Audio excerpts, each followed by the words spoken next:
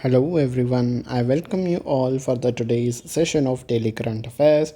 How are you all? I hope you guys are doing well. So those who are joining us for the first time, मैं उनको overview दे दूँ अपने session का. We discuss the current affairs in the form of MCQs.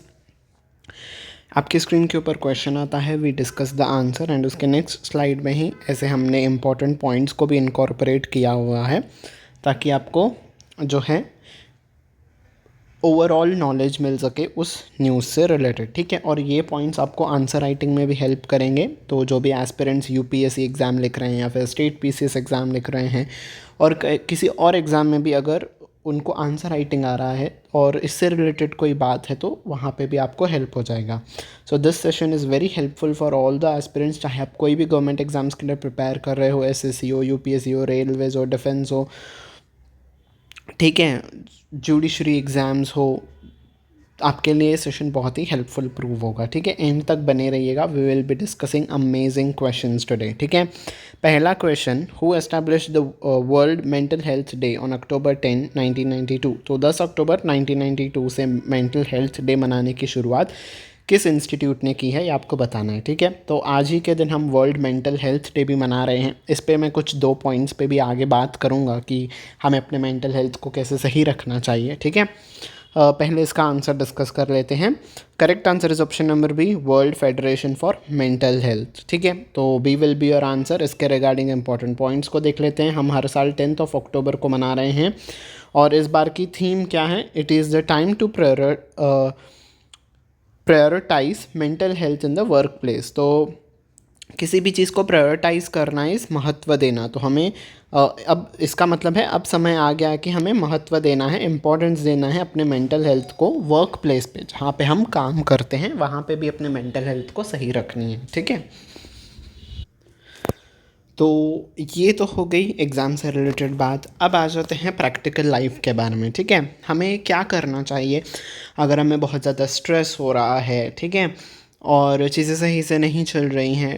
अब basically aspirants ये session देख रहे होंगे तो उनमें कई सारे ऐसे एस्पिरेंट्स होंगे जिन्होंने कई बारी अटेम्प्ट कर लिया होगा एग्ज़ाम को, फिर भी एग्ज़ाम क्लियर नहीं होता होगा तो उसे स्ट्रेस होता होगा. ठीक है, ज़िंदगी में कई सारी परेशानियाँ और होंगी किसी और चीज़ को लेके. ठीक है, तो जितना मैंने सीखा है, in fact I am also learning on this topic, मैं भी सीख ही रहा हूँ.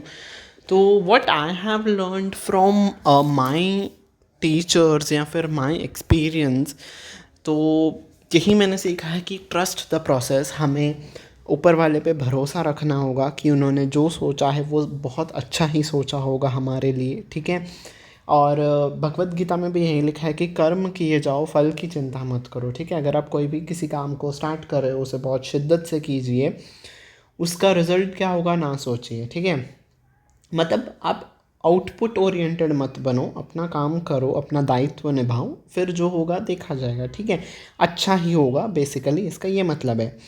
और थोड़ा सा प्रैक्टिकल एस्पेक्ट की तरफ भी चलते हैं ना. अब हमने एग्ज़ाम्स दे दिया बट वो क्लियर ही नहीं हो रहा है, 2 साल 3 साल हो गए, है ना.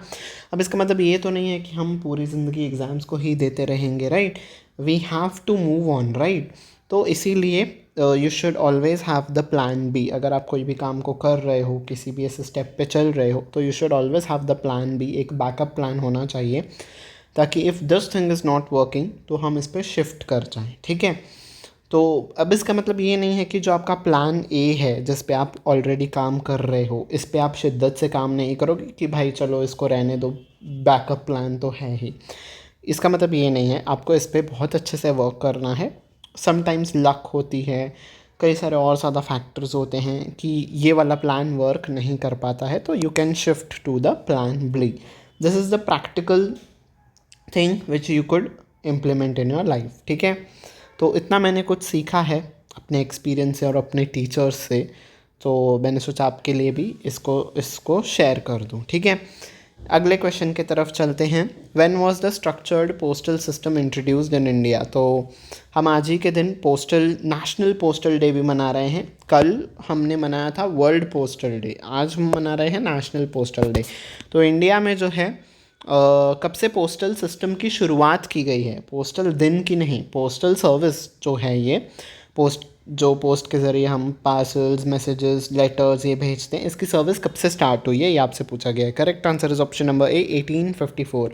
तो ब्रिटिशर्स के टाइम से ही पोस्टल सर्विस इंडिया में स्टार्ट हो चुकी है। ठीक है, इस दिन को मनाने की ऑफिशियली शुरुआत 2014 से की गई थी। ठीक है, इस बार की थीम क्या है? Connecting India. आपको यही दिया जाएगा, ये पूरा नहीं दिया जाएगा, the role of postal service in nation building. अगर आपको इतने भी देते हैं कि कनेक्टिंग इंडिया, तो ये भी आपकी थीम हो जाएगी। ठीक है, post office act introduced in 1854 में इंट्रोड्यूस किया गया था बाय डलहाउसी। तो डलहाउसी के द्वारा पोस्टल एक्ट इंट्रोड्यूस किया था। और इंडिया में जो 6 डिजिट्स का पिन कोड चलता है, आपके एरिया का पिन कोड जो होता है, राइट, आप कई सारा जो एप्लीकेशंस होते हैं, गवर्नमेंट फॉर्म्स होते हैं, एड्रेस होती है, वहाँ पे आप पिन कोड लिखते हो। तो ये भी जो है पोस्टल सिस्टम इंडिया पोस्ट ने ही स्टार्ट किया था 1972 में। ठीक है, ताकि एरिया वाइज हम रिकॉग्नाइज कर पाएँ। ठीक है जी, तो आज ही के दिन हम नेशनल पोस्टल डे भी मना रहे हैं। अगला क्वेश्चन आपके स्क्रीन के ऊपर आ चुका है। What is the theme for world site day? Site is basically देखना। तो वर्ल्ड साइट डे 2024 की थीम क्या है ये आपसे पूछी गई है। Correct answer is option number D, children love your eyes, यानी कि बच्चों आप अपनी आंखों से प्यार कीजिए। ठीक है, जैसे कि आजकल का ज़माना हो चुका है, बहुत ही डिजिटाइजेशन हो चुका है, स्क्रीन टाइम बहुत बढ़ गया है, तो छोटे छोटे बच्चे जो हैं वो भी बहुत ज़्यादा अब उनका स्क्रीन टाइम बढ़ चुका है, तो उनके आइज़ को इफ़ेक्ट कर रहा है वो, ना कि आइज़ को बट ओवरऑल आपके बॉडी को भी वो बहुत इफ़ेक्ट कर रहा है। आप बहुत ज़्यादा टाइम तक एक्सपोज रहते हो स्क्रीन टाइम से, उसके बाद फिर उससे आपको इरिटेशन हो जाता है, आपका मेंटल पीस चला जाता है, आप रील्स स्क्रॉल करते रहते हो, बहुत ज़्यादा सोशल मीडिया प्लेटफॉर्म्स पे एक्टिव हो जाते हो। ठीक है, उसी पे ही टाइम निकल जाता है और हमें पता भी नहीं चलता है। ठीक है, तो बेसिकली पूरे आपके करियर को, आपके लाइफ को ये चीज़ इम्पैक्ट कर रही है, तो कॉन्शियसली आप इस चीज़ पे ध्यान रखिए। ठीक है, ये जो डे है, ये इसका कोई स्पेसिफिक डे, पर्टिकुलर डेट नहीं है, ये सेकेंड थर्सडे ऑफ अक्टूबर को मनाया जाता है। तो हर साल अक्टूबर में जिस दिन सेकेंड थर्सडे आएगा उस दिन ये मनाया जाएगा। तो ऐसे जिसका फिक्स डेट नहीं रहती, आपको उसका डेट नहीं पूछा जाता है, आपसे उसकी थीम पूछी जाती है, ऐसे चांसेस ज़्यादा होते हैं। तो थीम आप याद रखिएगा, आपसे थीम पूछे जाने की इस डे के रिलेटेड चांसेस बहुत ज़्यादा हैं। ठीक है जी, नेक्स्ट हम चलते हैं अपने अगले क्वेश्चन पे। नोबेल प्राइज़ का और एक अनाउंसमेंट हो चुका है, केमिस्ट्री में नोबेल प्राइज़ मिल चुका है। तो प्रोटीन रिसर्च के क्षेत्र में केमिस्ट्री के लिए नोबेल प्राइज़ दिया गया है 2024 में। किन को मिला है आपको बताना है। Correct answer is option number A, David Baker, Demis Hassabis और जॉन जंपर। तो इन तीनों को केमिस्ट्री में प्रोटीन के रिसर्च के लिए जो है मिला है नोबेल प्राइज़ इन केमिस्ट्री। ठीक है जी, तो प्रोटीन स्ट्रक्चर का जो डिज़ाइन है उसके लिए जो है डेविड बेकर जी को प्राइज़ मिला है, और डेमिस हैबस और जॉन जंपर इन दोनों को मिला है प्रोटीन स्ट्रक्चर के प्रिडिक्शन के लिए। ठीक है, तो इसमें भी दो पार्ट्स हैं। प्रिडिक्शन के लिए जो है हैस्बिस और जंपर को मिला है नोबेल प्राइज़, और प्रोटीन के डिज़ाइन के लिए जो है डेविड बेकर को मिला है। तो उनका जो क्षेत्र है वो भी आप याद रखिएगा। ठीक है जी, next, who became the youngest climber to scale the world's 14 tallest mountains? तो दुनिया की 14 सबसे टॉलेस्ट माउंटेन्स को पीक करने वाले कौन से यंगेस्ट पर्सन बन गए हैं? Correct answer is option number B, Nima Rinji Sherpa. ठीक है, तो नीमा रिनजी शेरपा जो हैं ये 18 साल के हैं, और ये बन गए हैं youngest to submit all 14 peaks over 8000 meters. तो जो 8000 मीटर से ऊंची चोटी है उसको चढ़ने वाले ये पहले व्यक्ति बन गए हैं, जिन्होंने सभी के सभी जो वर्ल्ड में 14 पीक्स हैं जो 8000 मीटर से ऊपर हैं उनको ये क्रॉस करने वाले जो हैं ये पहले व्यक्ति बन गए हैं, यंगेस्ट व्यक्ति। ठीक है, नॉट पहले, youngest person. These peaks are in the Himalayan and Karakoram range. तो ये जो 14 पीक्स हैं ये हिमालय और कोराकोरम रेंज में हैं, इनको इन्होंने जो है क्लाइंब किया है। ठीक है, next, what is the name of the UAE campaign to support Lebanon? तो यूएई ने लेबनान को सपोर्ट करने के लिए कैंपेन का लॉन्च किया है, आपको बताना है उस कैंपेन का नाम।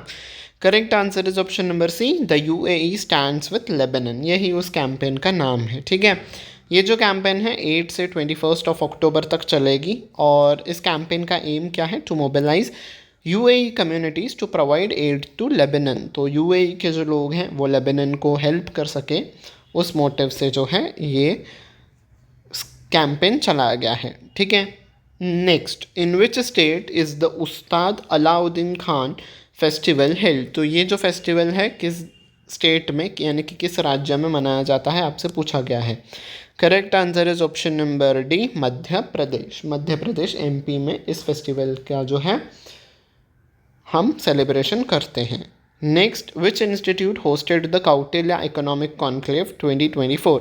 कौटिल्य इकोनॉमिक कॉन्क्लेव किस इंस्टीट्यूट ने होस्ट किया? Correct answer is option B, institute of economic growth. ठीक है, तो इन्होंने होस्ट किया है इस कॉन्क्लेव को, और ये जो है इंस्टीट्यूट ऑफ इकोनॉमिक ग्रोथ, इसने पार्टनरशिप किया था मिनिस्ट्री ऑफ फाइनेंस के साथ, और इन दोनों ने अब जो मिलके है इस कॉन्क्लेव को होस्ट किया। इस बार की थीम क्या है? The Indian era. Theme important हो जाती है, तो आप इसे याद रखिएगा। And focused on the discussions around India's economic growth and its role in global south. तो इंडिया का जो है इकोनॉमिक ग्रोथ क्या है, कैसा चल रहा है, और उसका इंडिया का क्या रोल है ग्लोबल साउथ में, उसके ऊपर भी इस कॉन्क्लेव में जो है डिस्कशन किया गया। ठीक है जी। Next, what is the current repo rate maintained by the RBI? तो आरबीआई की जो है मीटिंग हुई, मॉनेटरी पॉलिसी की कमेटी की मीटिंग हुई, उसमें जो है रेपो रेट कितना रखा गया, क्या हुआ गया रेपो रेट का? Yes, correct answer is option number C, 6.5। इस बार भी ये बरकरार रहा। 10वीं बार है आरबीआई ने इसको चेंज नहीं किया है। पिछले 10 बारी जब भी मीटिंग हुई है कन्वे 6.5 ही रहा है। रिटेल इन्फ्लेशन जो है वो 4.5% रहेगा, ऐसा फोरकास्ट किया गया है 2025 के लिए, और जीडीपी का जो ग्रोथ प्रोजेक्शन है वो 2025 के लिए 7.2% रहेगा। तो ये कुछ इंपॉर्टेंट फिगर्स हैं जो आपसे पूछे जा सकते हैं, स्पेशली बैंकिंग एंड फाइनेंस वाले एस्पिरेंट्स जो किसी एग्ज़ाम को अपीयर कर रहे हैं। ठीक है, next, how much is the blue loan IFC is providing to Axis Bank? तो आईएफसी जो है एक्सिस बैंक को ब्लू लोन देने वाला है, यानी कि मरीन सेक्टर पे जो है उसको सुधारने के लिए लोन दिया जा रहा है। बेसिकली कितना लोन दिया जा रहा है ये आपसे पूछा गया है। Correct answer is option number C, $500 million का जो है ये लोन दिया जाएगा, और इसका एम क्या है? To promote ocean management, sustainable shipping and marine ecosystem restoration. तो ओशियन का जो है वो सही से मैनेजमेंट हो सके, सस्टेनेबल शिपिंग यानी कि शिपिंग के ज़रिए कोई पोल्यूशन ना हो, और इकोसिस्टम जो हमारा ख़राब हो चुका है उसको हम रिस्टोर कर पाएँ, इस मोटिव से जो है ये लोन दिया गया है। ठीक है जी। Next, which state will host the world pickleball championship 2024? तो पिकल बॉल चैम्पियनशिप 2024 इंडिया का कौन सा राज्य होस्ट करने वाला है? Correct answer is option number ए, महाराष्ट्र। तो महाराष्ट्र के जो मुंबई में है ये चैम्पियनशिप होगी। ठीक है, नवंबर 12 से 17 तक ये होगी, और 650 प्लेयर्स पार्टिसिपेट करेंगे। 6 से 7 कंट्रीज़ में से पार्टिसिपेंट्स आएंगे। ठीक है जी। I hope this news is clear to you. So that was the last piece of news for the day. I hope you have like this session, I hope you have enjoyed this session. आपने बहुत कुछ सीखा होगा इस session से। If you have liked it, don't forget to hit on the like button, don't forget to share it with your friends, और bell icon पर भी प्रेस कर देना, सब्सक्राइब बटन पे भी प्रेस कर देना, ताकि आने वाले क्लासेस की आपको नोटिफिकेशन टाइम टू टाइम मिलती रहे। On this note I take your leave until we meet next time. Take very good care of your self. Bye bye everyone.